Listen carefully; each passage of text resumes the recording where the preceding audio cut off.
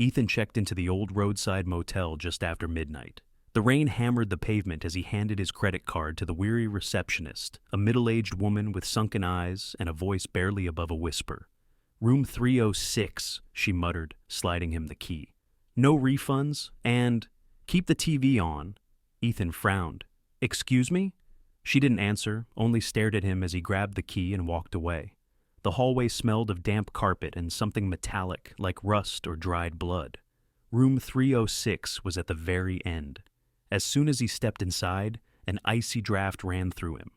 The room was basic: beige walls, a single bed, and, as promised, an old television in the corner.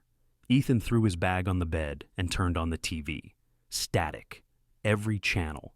He sighed, leaving it on low volume, and lay down, exhausted. At exactly 3:06 a.m., he woke up. The TV had turned off. The silence was suffocating. The air felt heavier. Then, tap, tap, tap.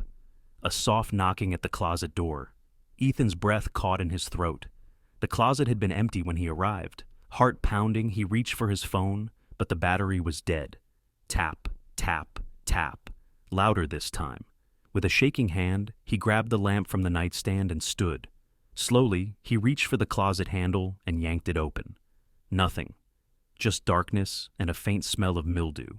He let out a nervous chuckle. "Must be the pipes." As he turned back toward the bed, the closet door slammed shut. Ethan spun around. His reflection in the dusty mirror by the door made his stomach drop. Because in the reflection, the closet door was still open, and something was standing inside. A tall, shadowy figure with hollow white eyes. It smiled, revealing rows of jagged teeth. The lights flickered. The TV turned back on, but this time, it wasn't static. It was security footage of Ethan's room from outside the closet. And on the screen, the figure took a step forward. The last thing Ethan heard before the room went completely dark was a whisper crawling from the television speaker. "You should have kept the TV on." Simon was a practical man.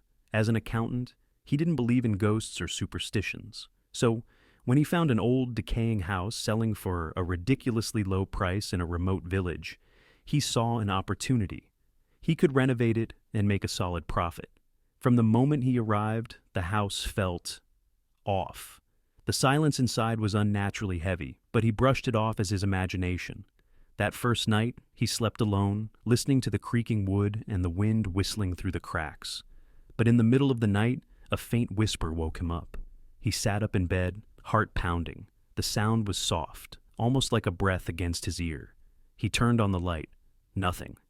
Just the empty room. Over the next few days, the whispers grew clearer. At first, they were just fragments of words, barely audible. Then they became sentences. "Get out. He is coming. You don't belong here."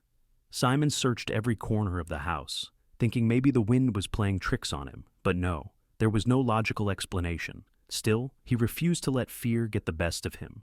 One night, as he was fixing the broken floorboards in the hallway, he uncovered something beneath the rotting wood, an old, rusted trapdoor. A shiver ran down his spine. Holding his breath, he pried it open. A staircase descended into darkness. A foul stench rose from below, thick and rotten. He grabbed a flashlight and stepped down. The air was damp, suffocating. As the beam of light swept across the basement, he saw something that made his blood freeze. Scratch marks. Deep, desperate claw marks covering the stone walls. And then, the whispers stopped. In the suffocating silence, a low growl echoed from the darkness. The last thing Simon saw was a pair of glowing red eyes rushing toward him. The house went up for sale again a month later. The listing price, even lower than before,